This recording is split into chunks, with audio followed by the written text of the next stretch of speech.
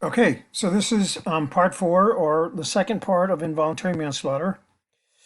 We had just finished talking about an unlawful act not amounting to a felony, which would fall under the category of involuntary manslaughter.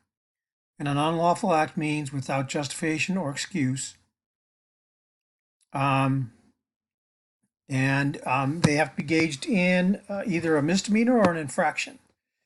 But there are also cases of involuntary manslaughter where an individual is engaged in lawful behavior. But the key here, it's not all lawful behavior. It's lawful behavior where one is engaged in behavior that's considered high risk of death or great bodily injury. So if you are, for instance, a mechanic and you fail to, and you're working on someone's brakes, and through neglect, without paying attention to what you're doing, you put the brakes, install a new set of brakes, and as a result, somebody is unable to. I mean, the car doesn't function, and person's unable to brake, and then an accident occurs and somebody dies, and we can show that the person that installed the brakes, they may have been lawful in what they were doing, but they did it in a manner that was reckless, without due caution or circumspection, without reflection of what they were doing, without reflecting on the fact that this was if they don't do the work correctly, somebody can be injured or be seriously injured, or death can occur.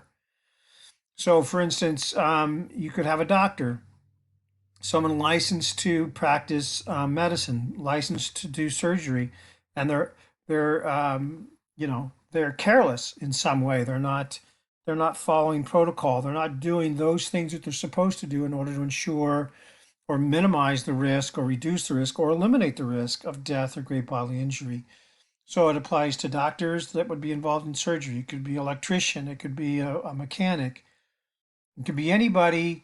It's not that they make a mistake. It's that they do it in a manner that shows recklessness.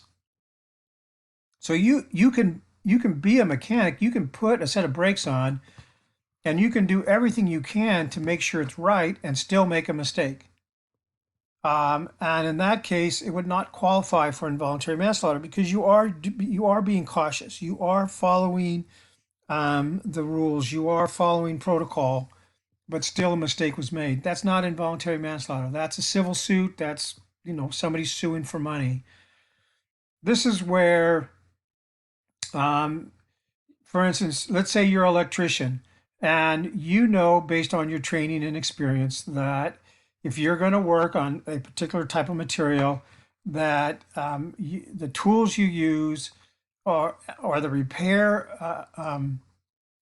items that you use have to be of a certain quality. So, for instance, if you're installing electrical wires and you're installing them outside a wall or inside a wall, you have to use certain types of boxes to connect your wires in so that if they do spark or create a flame, that the box is fire retardant or fireproof, and the fire won't spread to the rest of the house. And let's say you fail to use those boxes, and you know that the possible outcome could be a serious arson or fire. Though you're acting lawfully, it's without due caution if you're not using the correct tools, the correct parts in order to complete the job. So there you would be acting lawfully, but you would be placing people at a high risk of death or great bodily injury, and you're knowingly doing it. So you're not using due caution. That would be involuntary manslaughter. So involuntary manslaughter is on the scale of seriousness of homicides or murders. It's the least serious. You're going to spend the least amount of time in jail. These focus on either unlawful acts not amounting to a felony, a battery. For instance, so let me go back to that other slide so we don't get confused. So this is the first one. So you're involved in minor misdemeanor behavior, a battery. I punched somebody in the face. That's a misdemeanor. and you punch someone in the face, they trip, they fall back, they hit their head on the cement, crack their skull, and they die. So your initial act is a battery, and a battery is a misdemeanor. If that person had not fallen back, if they had simply taken the punch or the slap, they would have received a minor bruise, a black eye, nothing more than that. That would be misdemeanor behavior. But unfortunately, in this case, somebody dies.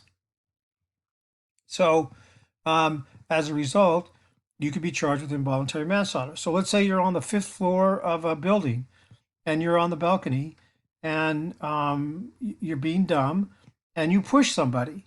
Normally, a push would cause no bruising. It may cause somebody embarrassment. It may cause someone to be angry. It's clearly a battery. It's an unlawful touching. But when you push the person, they lose their balance and they fall over the balcony and they fall 5 floors and land and they die. That's involuntary manslaughter. The initial act was a battery, but unfortunately, as a result of this particular battery, somebody died. So it's considered involuntary manslaughter. Traffic violations are going to be involuntary manslaughter. Minor offenses. But clearly, arson is a felony. It's not going to qualify as involuntary manslaughter. So let's say you own a home and you want to collect insurance and you thoroughly go through the home to make sure nobody's inside the home. And you miss that there is a homeless person sleeping in one of the closets. So let's just say the house is abandoned. Nobody's living in it. You own it, and you can make more money by burning the house and collecting the insurance, which is unlawful. And normally, if you got caught doing that, you could be charged with a felony of insurance fraud.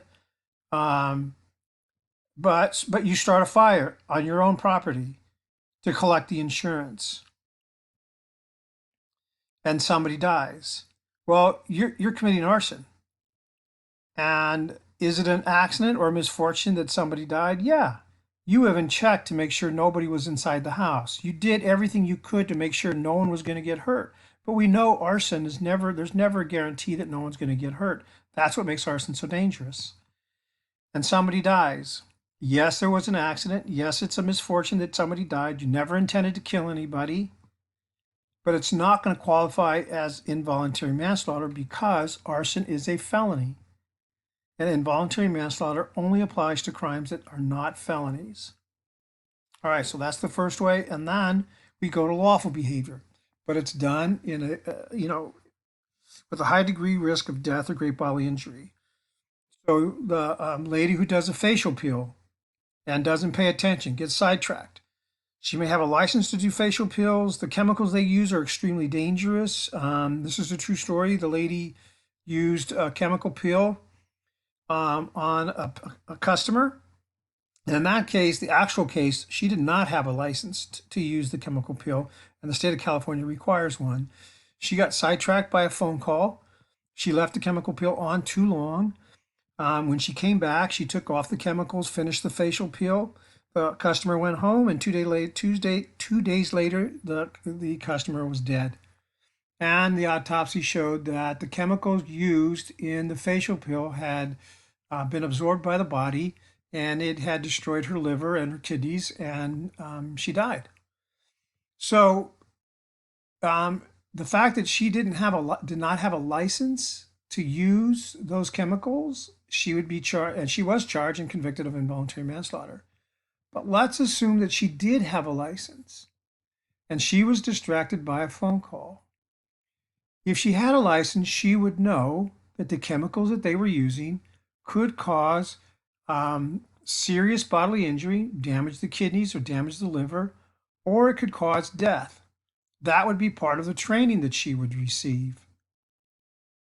And her failure to be cautious, to not be distracted when she applies the chemicals to somebody's face, she would have still been charged with involuntary manslaughter. She would qualify, if she didn't have a license, she would qualify as an unlawful act not amounting to a felony.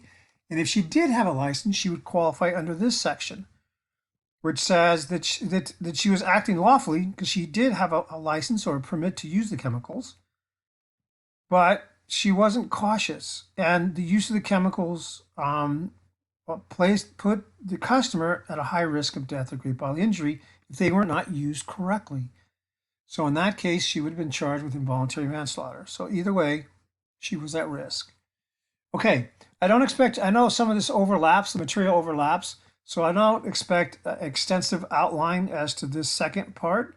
I just need to know that you did review this piece, so give me some outline on this part 4 that's different than part 3, so I know that you've read or listened to both. And again, it doesn't have to be extensive, just a bullet point, so that I know that you looked at the videos. Again, email me if you have any questions, and then hopefully I can answer them for you. And let me know how you're doing, if this is working for you. And if you have anything I can help you with, I want to help you get through this semester so you're successful. So take care, be safe, and we've only got a few more weeks left. So stay focused, stay determined. You just have to get through this semester. That's all. Remember, tell yourself one step at a time. All right, take care.